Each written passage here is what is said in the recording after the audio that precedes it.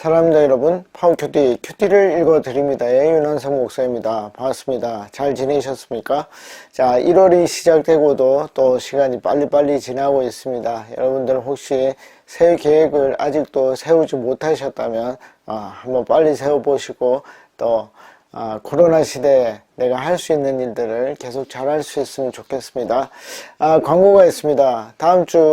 다음 주에는 이 동영상을 못 올릴 수도 있겠습니다. 제가 토요일 날 보톡스를 맞으러 갑니다. 그래서 한 주 정도는 쉬어야 될 것 같은데 여러분들이 좀 양해해 주시면 좋겠습니다.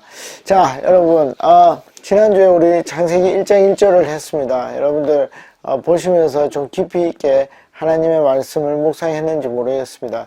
여러분들이 그 말씀을 깊이 있게 시간과 공간과 또 하나님이라는 존재에 대해서 생각을 해보시면 여러분들의 인생이 또 이 역사가 어떤 식으로 흘러나갈 것인지에 대해서 여러분들이 기쁜 어떤 인사이트를 받을 수 있을 것이라 생각합니다. 자, 오늘은 제목이 가설들입니다. 가설들. 이 창세기 1장이 최근 들어서 사실 최근은 아니죠. 한 100년 사이에 여러 가지 해석이 나왔습니다. 그런데 그 중에 보면 가설들이 여러 가지 나오고 있습니다. 그래서 이 창세기 1장을 해석하는 문제가 쉽지 않다. 그래서 오늘 엑기스만 모아서 한번 여러분들에게 얘기를 해드리겠습니다. 제가 이제 목회도 그렇고 이 유튜브 방송도 그렇고 제 생각이 중요한 게 아닙니다. 항상 뭐라고 얘기하죠? 여러분들의 생각이 중요합니다. 여러분들이 제가 말하는 이 자료를 가지고 어떤 생각을 하는가, 그것을 판단하시고 여러분들의 생각의 기초를 다져나가야 됩니다. 그래야 뭘 이룰 수가 있죠? 그래야 하나님이 주시는 그 구원의 길을 여러분들이 점차적으로 이루어 나갈 수 있기 때문입니다. 그래서 누구의 생각이 중요하다? 나의 생각이 중요하다. 그래서 제 얘기를 들어보시고 여러분들이 이 생각들을 정리해 나가시면 좋겠습니다. 자, 창세기 1장에 뭐가 나옵니까? 6일간의 창조가 나옵니다. 여러분, 그 6일간의 창조를 여러분들은 어떻게 받아들이십니까?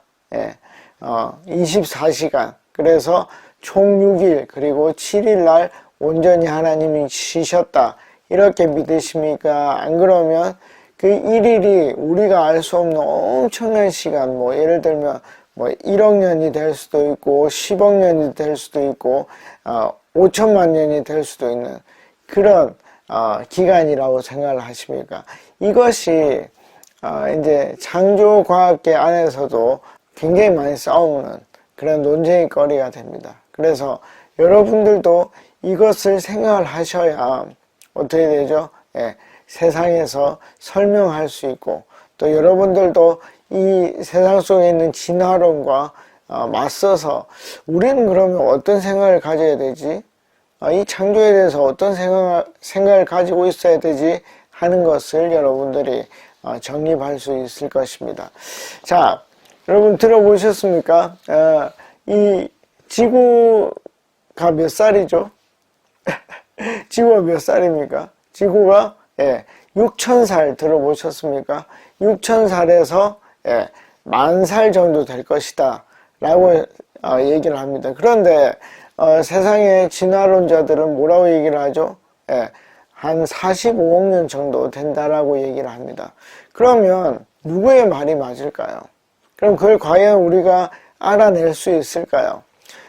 탄소 동위원소나 그런 것들을 이용하면 우리가 마치 진화론자들이 말하는 것들이 온전히 맞는 것처럼 생각이 듭니다. 그러나 성경은 또 다른 식으로 말씀하고 있을 수 있다 하는 것입니다. 그래서 이 가설들을 보고 생각을 해 나가는 것이 여러분들 굉장히 중요하다는 것을 말씀을 드립니다. 제가 계속 이제 가설이라고 얘기를 합니다. 그러니까 창조론이라고 얘기를 하고 창조과학이라고 얘기를 하지 않습니다. 그 얘기는 뭡니까? 미리 제가 말씀을 드리면 창조과학은 없다라는 것을 제가 미리 말씀을 드립니다. 저는 창조론과 진화론이 있다고 생각합니다. 그 론이라는 것은 틀릴 수 있다라고 말씀을 드립니다. 제가 이제 결론에서 말씀을 드리겠지만 저는 어떤 것도 옳다라고 얘기하지 않습니다. 저는 제가 가지고 있는 그 부분에 대한 믿음을 가지고 있습니다. 그래서 여러분들이 한번 쭉 들어보시고 제가 왜 모든 것이 다 틀렸다고 생각을 하는지를 여러분들이 판단해 보시면 좋겠습니다. 자, 그러면 이것이 어떤 논쟁이냐면 젊은 지구와 늙은 지구라는 논쟁입니다. 여러분, 그러면 6천년에서 만년 됐다는 것은 젊은 지구입니다. 그리고 45억 년이 됐다는 것은 늙은 지구입니다. 그럼 어떻게 해서 그런 것들이 나왔는지 한번 보도록 하겠습니다. 자, 일단은 젊은 지구에 대해서 한번 생각을 해보겠습니다. 자, 젊은 지구는 제임스 영 그리고 라이트푸트라는 사람이 이 성경에 나오는 족보를 이렇게 계산을 했습니다. 뭐 예를 들면 아담부터 해서 쭉 나와서 예수님까지 뭐 이런 식으로 해가지고 계산을 될 수 있죠. 그걸 쭉 계산을 해봤더니 뭐 6천년에서 만년 정도의 시간이 나온다. 그러니까 창조로부터 지금까지는 아마 만년 이내로 될 것이다 라고 얘기를 했습니다. 그리고 지구와 우주의 나이를 계산하는 것은 나중에 허블 상수도 얘기를 하겠지만 어떤 빅뱅 이론의 근거를 가지고 계산을 하면 우주는 한 137억 년 그리고 지구는 뭐 여러 가지 다른 데이터도 이용을 하면 한 45억 년 이렇게 된다라고 볼 수가 있습니다. 그러니까 굉장히 극명하죠. 이 두 개가 그냥 부딪히는 게 아니라 쾅 부딪히는 것입니다. 자, 그러면 왜 성경은 그렇게 젊은 지구론을 얘기를 하는가? 이 창조의 특징이 뭡니까? 창조의 특징은 시간이 필요 없는 것입니다. 그냥 말씀으로 창조할 수 있습니다. 근데 진화는 뭐죠? 장구한 시간이 필요하죠. 그러니까 그 차이점이 드러난다는 것입니다. 그래서 창조와 진화는 뭐 시간이라는 게 굉장히 중요하다. 시간이 창조는 길 필요가 없다 하는 것을 여러분들이 알고 가시면 좋겠습니다.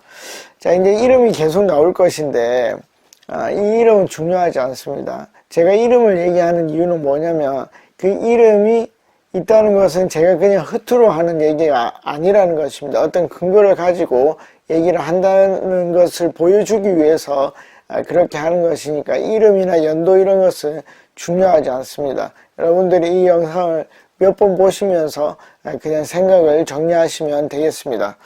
자, 그러면 이런 크다란 충돌 6천년과 45억 년의 충돌이 있으니까 이 창조과학 내에서도 생각을 해보기 시작을 했습니다.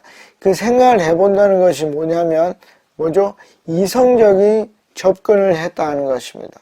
성경에 대해서 이성적인 접근을 했다는 것입니다. 그러면 이 이성적인 접근이 중요한가 중요하지 않은가 계속 얘기를 하면서 결론 부분에서 제가 다시 한번 정리를 하도록 하겠습니다.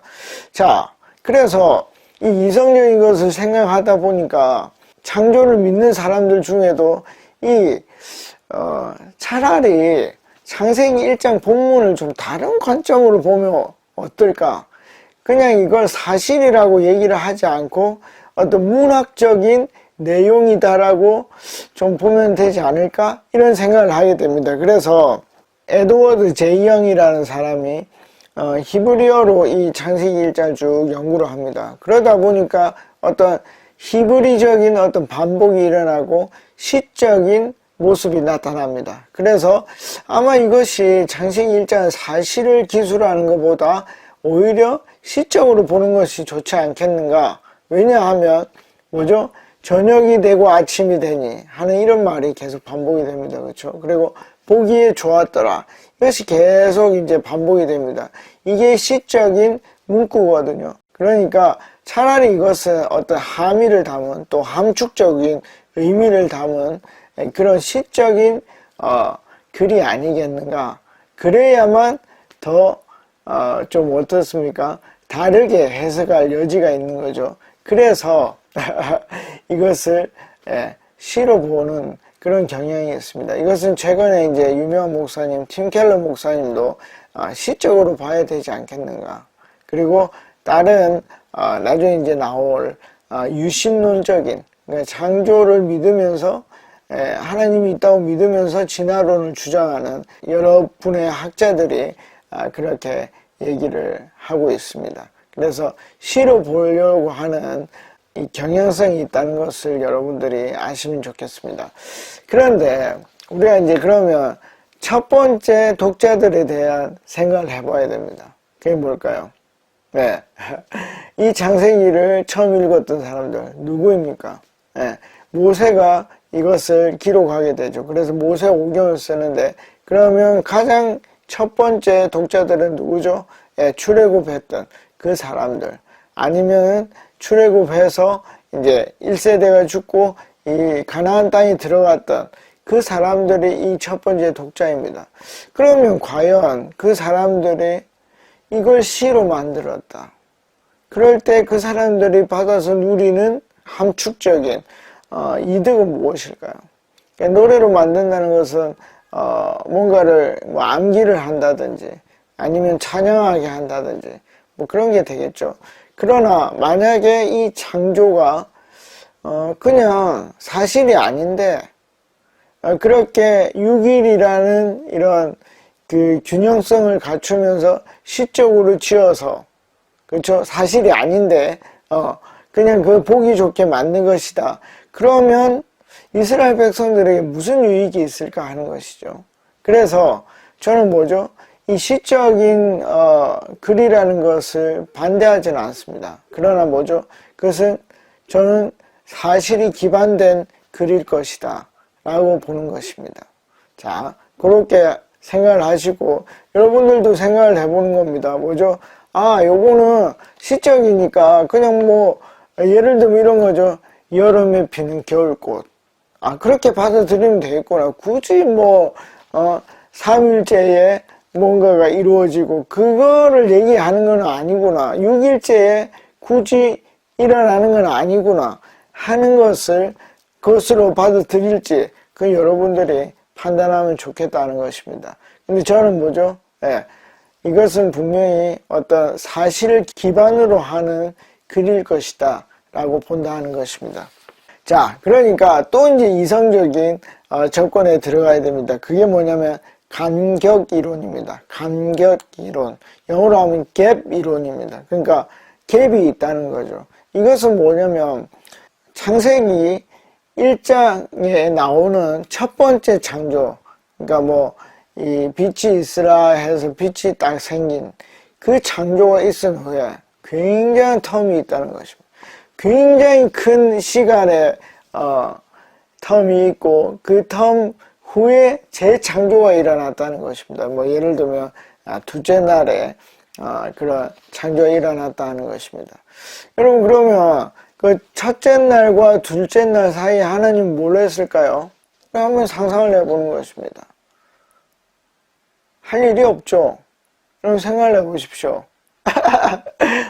아니, 내가 창조주이고 나는 힘이 있고 나는 무오한 사람인데, 나는 틀림이 없는 존재인데 뭐하러 뭘 생각하기 위해서 그 텀을 두겠습니까? 그쵸? 예, 이거는 굳이 그럴 이유가 없는 것입니다. 그러니까 여러분들이 한번 생각해 보십시오. 하나님이 굳이 이 지구가 45억 년 또 이 전 우주가 137억 년이 될 수 있는 그런 텀을 그 첫째 날과 둘째 날 사이에 둘 필요가 있는지 한번 생각해 보는 것입니다. 그것이 뭐 간격 이론입니다. 그리고 세 번째는 날 이론입니다. 뭐 날 시대 이론 뭐 이렇게 얘기를 할 수도 있는데, 이 날 이론은 뭐냐면 한 날이 굳이 우리가 생각하는 24시간일 필요가 없다는 것입니다. 그럼 어떻게 됩니까? 하루가 뭐 우리가 성경에 보면 하루가 천년 같고 뭐 이런 거 있죠. 그러니까 하루가 만년이 될 수도 있고 50만 년이 될 수도 있고, 그리고 뭐죠? 뭐 1억 년이 될 수도 있다. 이런 식으로 균등하지만 우리가 생각하지 못하는 엄청난 길이의 하루일 것이다 라고 보는 것입니다. 그 이유가 뭡니까? 그 안에 어떤 뭐 진화라든지 그리고 그 안에 어떤 시간의 갭을 줄여야지만 이 세상이 주장하는 진화론에 접근할 수 있는 데이터를 얻을 수 있기 때문입니다. 그런데 문제가 있죠. 이게 이제 반대하는 사람들이 하는 말인데, 그럼 그 기간에 식물은 어떻게 다 죽어버린다는 것입니다. 왜냐하면 태양이 없기 때문에. 그래서 이 안타까운 일이 일어나는 것이죠. 그래서 뭐 예를 들면 10만 년 동안 태양이 없으면 큰일 난다 라고 볼 수도 있습니다. 그러나 또 어떻게 보면 우리가 이제 빛을 포톤이라고 볼 수 있는데, 이 포톤은 우리가 생각하는 빛은 아니지만 굉장히 엄청난 이 압력 속에 있을 때도 포톤은 존재를 합니다. 그러니까 빛이 없었다고 얘기하는 것도 사실은 문제가 있죠. 그러니까 이런 뭡니까? 날 이론도 있다. 그러니까 균등한 날인데 요 하루는 24시간이 아니고 우리가 알 수 없는 엄청나게 긴 시간이다 하는 이론도 있다는 것을 여러분들이 생각을 하시면 좋겠습니다. 자, 이제는 우리가 좀 더 이제 구체적으로 이 유신론적 진화론에 대해서 한번 생각을 해보겠습니다. 이건 뭐냐면 유신, 하나님이 있다는 뜻입니다. 그런데 진화적인 방법을 통해서 이 세상을 창조했다는 것입니다. 자, 이건 이제 나중에 빅뱅 이론이랑도 연결이 되는데, 그 빅뱅 이론은 조금 있다가 다시 한번 생각을 해보겠습니다. 여러분, 이것이 영 엉뚱합니까? 이렇게 주장하면 정말 나쁜 사람들입니까? 여러분, 그렇지가 않습니다. 왜냐하면 자연 질서 법칙이라는 게 있습니다. 그러니까 이 우주는 두 가지 큰 힘으로 융합돼서 나타나거든요. 예를 들면 이런 겁니다. 여러분, 태풍이 어떻게 만들어집니까? 이거는 대기의, 공기의 순환에 의해서, 대류에 의해서 만들어집니다. 그러면 하나님이 그냥 정확한 때에 태풍이 만약에 필요하면 태풍을 짠 하고 만들면 될 텐데, 뭐하러 그 공기의 순환, 대류를 통해서 그것이 만들어지게 합니까? 그리고 아이도 딱 만들면 되지, 굳이 뭐 정자와 난자가 만나서 만들어질 필요가 뭐가 있습니까? 그래서 뭐냐면 하나님은 뭐죠?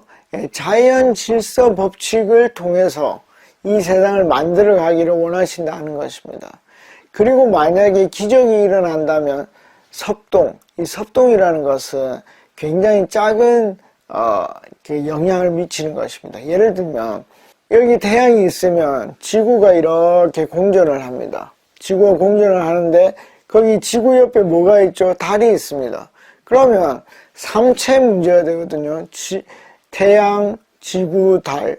그러면 이 삼체 문제를 물리학적으로 깔끔하게 못 푼단 말입니다. 그래서 어떻게 하죠? 섭동이 있지만 조금의 영향을 주지만, 왜냐하면 달이 이 위치에 따라서 조수간만의 차가 생기죠. 그 위치에 따라서 이 만유인력에 영향을 주지만 그냥 이 달과 지구를 한 채로, 하나의 물체로 보고 푼다는 것입니다. 그래서 이렇게 돌게 만든다는 것이죠. 그래서 기적이 일어나지만 어떻게 해요? 이 자연 법칙을 깨지 않는 수준 내에서 일어난다는 것입니다. 그래서 굳이 따지자면 이 세상은 어떻게 해요? 자연 질서 법칙과 이 하나님의 의지, 이 두 가지가 결합돼서 나타난다는 것입니다. 그런데 하나님은 어떻게 해요? 하나님은 이 질서에 굉장히 큰 비중을 두고 있다는 것입니다. 그러니까 이 창조에 있어서도 어떻게 되죠? 하나님이 계시지만 이 진화의 방법을 통해서 이 일을 만들어 가신다는 것입니다. 그러니까 그냥 처음에 딱 빛이 있으라 한 후에 쭉 이렇게 그냥 진화를 통해서 이루어진다 하는 것을 생각할 수 있습니다. 그런데 이게 문제가 좀 생기거든요. 왜냐하면 이 유신론적 진화론은 뭐죠? 지적 설계자를 인정합니다. 그 지적 설계자가 하나님이죠. 그럼 지적 설계자는 먼저 그 지적 설계 안에 뭐가 들어있을까요? 욤은 날이거든요. 24시간이라는 개념을 가지고 있다 하는 것입니다. 그러면 내가 24시간을 할 수 있고 내가 24시간 안에, 여러분, 빛이 있으라 할 때 얼마나 걸리겠습니까? 이 땅에 기는 짐승들을 만들 때 얼마나 걸리겠습니까? 하루가 모자라겠습니까? 저는 그렇게 생각하지 않거든요. 그냥 말로 하면 쫙 다 만들 수 있는 것입니다. 그러니까 내 머릿속에 이미 24시간이 있고, 그리고 이것을 이스라엘 백성들에게 내가 창세기 1장을 통해서 메시지를 전달하고 싶은데 굳이 24시간 이상을 드릴 필요가 없다는 것입니다. 생각해 보십시오. 뭐하러 그 많은 우연히 겹쳐서 나와야 될 텐데 그렇게 할 만큼 위험 부담을 가지면서 창조를 한다? 저는 그게 잘 이해가 되지 않습니다. 이미 내 속에 24시간이라는 개념을 가지고 있는데 그럴 이유가 없다는 것이죠. 그래서 그 맹점이 있다는 거. 그리고 또 하나의 문제가 있습니다. 그게 뭐냐면 이 아담의 문제입니다. 아담의 문제. 누가 아담이냐 하는 것이죠. 이 유신론적 진화론을 주장하는 사람들은 이 아담을 특정한 사람으로 보지 않습니다. 그냥 일반론적인 아담이라고 생각하고 일반론적인 그 사람이 범죄를 저질렀다고 생각을 하고 또 많은 어떤 인류와 비슷한 종류 중에 어떻게 해요? 하나님은 이 아담이라는 존재를 그냥 택한 것이다 라고 설명을 하고 있습니다. 근데 문제는 뭐죠? 로마서 5장에 나오는 바울의 이야기, 거기 보면 아담을 특정한 사람이라고 보게 되죠. 그냥 인류 전체로 보지 않습니다. 그러면 어떻게 되죠? 문제가 생기죠. 왜? 바울이 바보가 되는 것이죠. 물론 이제 그때는 이런 과학이 발전하지 않아서 바울도 몰랐을 것이다 라고 얘기를 하지만 그렇게 되면 어떤 문제가 생기죠? 성경의 무오함, 성경 틀림이 없다 하는 그 말에 문제가 생기게 됩니다. 그래서 이 유신론적인 진화론에는 큰 맹점이 있는데 뭡니까? 굳이 하나님이 긴 시간이 필요 없다. 나는 능력을 가지고 있고 24시간이라는 개념이 있는데 굳이 그런 일을 할 필요가 없다 하는 것과 아담의 문제가 있을 수 있다는 것입니다. 그래서 이걸 이제 종합해보면 제가 이제 유신론적인 진화론자들에게 물어보고 싶은 게 뭐냐면 그러면 next human입니다. 이 진화론은 이 인간이 끝이 아닙니다, 여러분.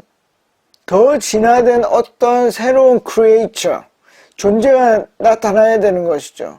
그렇다면 이 예수님은 인간을 위해 죽은 것입니까? 아니면 next 더 디벨롭한 어떤 존재를 위해서 죽은 것입니까? 뭘까요, 여러분?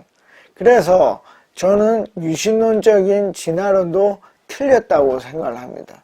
그렇게 되면 쉽지가 않습니다. 모든 게 다 깨져버립니다. 그런데 그런 아이디어를 도입한다는 것은 전 지혜롭지 못하다고 생각을 합니다. 자, 제가 왜 그렇게 말하는지 아시겠죠? 자, 이제 빅뱅 이론을 좀 얘기를 해보도록 하겠습니다. 이 빅뱅 이론은 벨기에의 사제는 이제 신부님입니다. 조르주 르메트로라는 분이 빅뱅 이론을 착안을 하게 됩니다. 그런데 옛날에는 사제들이 이런 연구를 많이 했습니다. 여러분 멘델의 유전 법칙을 아십니까? 그분도 오스트리아의 사제였습니다. 신부님이었죠.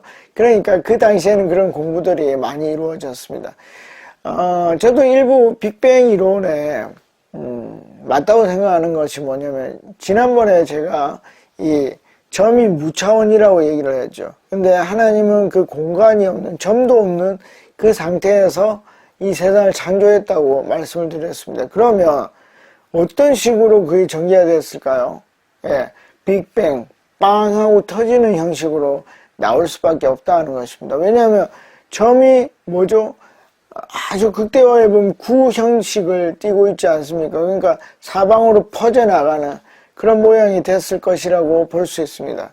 근데 이 빅뱅 이론도 만능은 아닙니다. 뭐냐면 이 빅뱅은 굉장히 균질하거든요. 균형을 이룹니다. 예를 들면 물질과 반물질이 있습니다. 여기에 전자가 있으면 반대에 양전자라는 게 존재해야 됩니다. 그런데 어떤 물질이 형성되고 뭐 지구가 만들어지고 은하가 만들어지려면 이것이 아주 미세하게 불균형을 이루어야 됩니다. 그 균질이 깨져야 됩니다. 그걸 뭐라고 얘기를 하냐면은 자발 대칭 깨짐이라는 용어가 있습니다. 자발 대칭 깨짐. 그러니까 아주 미세하지만 불균형을 이루어야 됩니다. 그런데 이 빅뱅 이론은 그걸 설명하지를 못합니다. 왜죠? 그 균형을 누가 깼느냐 하는 것이죠. 예, 쉽지 않죠. 자, 그럼 이 빅뱅 이론은 어떻게 나올 수 있었느냐? 예, 허블 망원경이라는 게 있습니다. 이 허블 망원경은 허블이 우주가 팽창한다는 것을 연구하면서 나온 그 허블 상수가 있거든요. 그 허블 상수의 역수를 취하면 우주의 탄생 시간이 나옵니다. 그게 역추적에서 들어가면 137억 년이 된다는 것입니다. 그래서 이 빅뱅 이론이 굉장히 이 우주 진화에 굉장히 중요한 요인이긴 하지만 그 균질성과 또 뭐죠? 정상 우주, 움직이지 않는, 그리고 팽창하는 우주, 그리고 팽창에다 다시 돌아오는 우주. 그러니까 그 모든 것을 아직 우리가 확인해 보지 않았기 때문에 이것도 빅뱅 이론이지, 법칙이라 말할 수 없다 하는 것입니다. 그래서 이것도 우리가 100% 믿을 수 있는 그런 것은 아니다 하는 것을 여러분들이 아시면 좋겠습니다. 자, 여러분들 많이 어려우셨죠? 어차피 어려웠는데 더 어렵게 나가봅시다. 이 이제 빅뱅 이론 그리고 우주론 하면 여러분들이 떠오르는 사람이 있습니다. 돌아가신 스티븐 호킹 박사가 있습니다. 이 스티븐 호킹이 이 우주에 대해서 쭉 얘기를 하면서 M 이론이라는 걸 얘기를 합니다. 그 책은 위대한 설계라는 책입니다. 이 책에 보면 M 이론이 나옵니다. 이 M 이론은 멤브레인 해서 세포막 할 때 왜냐면 이제 촉건 이론에서부터 시작이 되기 때문입니다. 근데 이제 사람들이 이제 근본을 얘기한다 해서 Mother Theory라고 얘기를 합니다. 그래서 이 우주의 근본을 찾아가는 M 이론인데 이것은 마치 이제 복음서를 얘기할 때 Q 자료라는 게 있습니다. Q 자료는 원래 근본적인 자료인데 Q 자료에서 이게 사복음서가 쭉 나오게 된다는 겁니다. 그게 M 이론도 비슷한 겁니다. 이 우주가 생성될 때 그런 식으로 어떤 우리가 알지 못하는 M 이론을 가지고 쭉 풀어나갈 수 있다는 거죠. 근데 문제는 뭐냐면 이 위대한 설계라는 책에도 이 M 이론이 무엇인지 정확하게 스티븐 호킹은 말하고 있지 않습니다. 이것은 제 견해뿐만 아니라 여러 과학자들도 M 이론은 이론도 아니다 라고 말하는 사람들까지 있습니다. 그러니까 제가 왜 이 얘기를 하냐면 우리 지금 계속 얘기하는 창조론 그리고 진화론은 기원과학이라는 그런 과학입니다. 그러니까 오리진이 뭐냐 하는 것이죠. 이것은 우리가 알 수가 없어요. 왜냐하면 이것은 현상론, 이 피노미나를 가지고 처음을 생각하는 것이거든요. 그러니까 지금 우리가 여기 있는 암석이 한 45억 년 됐기 때문에 이 지구는 한 45억 년 됐을 것이다. 허블 상수가 이런 현상을 가지고 있기 때문에 아마 우주는 137억 정도 될 것이다 라고 보는 것입니다. 그러니까 이건 현상을 가지고 이 과거를 예측하는 기원과학이기 때문에 이것은 실제로 증명하기 어렵다는 것입니다. 그래서 제가 어떤 단어 알 수 없다 하는 단어로 가지고 들어간다는 것입니다. 그래서 여러분 가장 정확한 것은 뭐죠? 블랙홀을 통과해서 웜홀을 통과해서 화이트홀을 통과해서 나오는 뭐죠? 타임머신을 만드는 게 이 논쟁의 종지부를 찍는데 가장 현명한 방법일 수 있습니다. 이 논쟁의 길이보다 타임머신을 만드는 게 훨씬 더 빠를 수 있습니다. 태초로 가보면 알 수가 있겠죠. 그래서 여러분 이런 극단적인 논쟁이 저는 별로 필요 없다라고 말씀드리고 싶습니다. 그러면 이런 이성적인 접근, 유신론적인 진화론은 어떻게 하죠? 성경과 과학은 다른 것이다 라고 해서 성경과 과학을 분리해 버립니다. 얼마나 편리합니까? 그렇죠? 그러니까 창세기 1장은 시잖아. 시니까 시로 받아들이면 돼 이렇게 생각을 하는 것입니다. 그러니까 특별히 어려울 것이 없습니다. 그래서 성경은 성경, 과학은 과학으로 분리해 버리는 것이죠. 그러나 그렇게 되면 어떻게 됩니까? 성경에 나타나는 여러 다른 것들도 이제 그렇게 생각할 수밖에 없습니다. 예를 들면 예수님이 바다 위를 걸어갑니다. 그런데 이것이 이성적으로 이해가 되십니까? 어떻게 부력이 있죠? 물이 받치는. 근데 몸무게가 있죠? 그럼 그 질량이 물 안으로 들어가야 되잖아요. 그게 이해가 되지 않는 것이죠. 그러면 이것도 뺄 수밖에 없는 것이고, 그 다음에 오병이요. 어떻게 도시락을 가지고 5,000명이 나눠 먹을 수 있겠습니까? 그러니까 이성적으로 이제 접근하게 되는 것이죠. 그래서 그 부분도 뺄 수밖에 없는 것입니다. 왜냐하면 성경과 과학은 분리되어야 되기 때문입니다. 그러면 이제 어떤 일이 일어납니까? 이 초대교회 때 이단이 있었습니다. 그 이단 중에 하나가 마르시온이었습니다. 마르시온. 이 마르시온은 어떻게 했죠? 생각을 했습니다. 구약의 하나님과 신약의 하나님은 다르다라고 생각을 했죠. 그러니까 구약은 뭐죠? 신약의 그 사랑의 하나님보다 어떻게 열등한 존재라고 생각을 했습니다. 그러니까 이 구약을 배제했습니다. 그리고 이 복음서와 신약에 이해가 안 되는 것들 다 빼버렸습니다. 그러니까 딱 남은 것이 뭡니까? 예. 바울의 서신서 10개와 누가복음 중에 편집본, 자기가 맞다라고 생각하는 것만 남게 되었습니다. 그래서 이 이성주의는 굉장히 조심해야 됩니다. 그걸 조심하지 않으면 성경을 그대로 받아들일 수 없기 때문입니다. 이 유신론적 진화론은 일리가 있는 면이 있지만 지나치게 이성적으로 이 창세기 1장을 해석하면서 이 성경과 과학을 분리하려는 시도를 하게 된다면 굉장히 큰 오류에 빠질 수밖에 없다는 것을 제가 말씀을 드리는 것입니다. 자, 그러면 창세기 1장을 통해서 하나님이 우리에게 주고자 하는 것은 무엇일까요? 예, 카오스, 이 혼란 중에, 혼동 중에 뭘 만들죠? 코스모스를 만들어내는, 질서의 우주를 만들어내는 그 일을 하나님이 우리에게 보여주십니다. 자, 첫째 날에 뭐죠? 첫째 날에 빛이 있었고, 둘째 날에 뭐가 있었습니까? 물과 물을 분리하죠. 셋째 날에는 뭐죠? 땅에 있는 물을 한 곳으로 모으고 땅과 이 바다를 분리해냅니다. 그리고 나서는 뭐죠? 첫째 날과 대응되는 넷째 날에 뭐가 있습니까? 이제 광명체를 만들죠. 그 다음에 다섯째 날에는 하늘의 새와 이 바다가 있으니까 물고기를 만듭니다. 그리고 여섯째 날에는 땅에 있을 수 있는 짐승들과 그리고 사람을 만들게 되죠. 굉장히 대칭적으로 이것이 배치되는 것을 볼 수 있습니다. 그러면 하나님은 이 창세기 1장을 통해서 자신이 보여주고자 하는 것이 무엇입니까? 내가 인간을, 이 역사를 어떻게 진행시켜 나갈 것인가? 하나님은 어떻게 해요? 이 혼돈된 세상을 어떻게 해요? 질서 있게 만들어 가려고 하는 것이 하나님의 의도일 것이다 하는 것을 볼 수 있는 것입니다. 자, 여러분, 오늘 많은 가설들이 나왔습니다. 이 많은 가설들이 저는 하나도 제대로 된 것이 없다고 생각을 합니다. 심지어 고전적인 창조론까지도 그것은 뭡니까? 굉장히 허점이 있다 하는 것입니다. 그래서 여러분들이 이런 여러 가설들을 인터넷에서도 찾아보시고 책으로도 찾아보셔서 여러분들만의 가지고 있는 이 창조론에 대한 하나님이 창조에 대한 생각을 꼭 가질 수 있기를 바랍니다.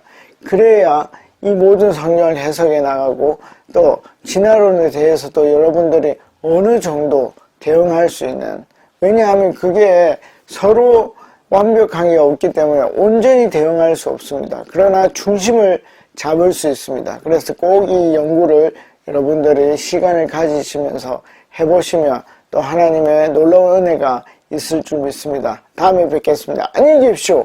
파워.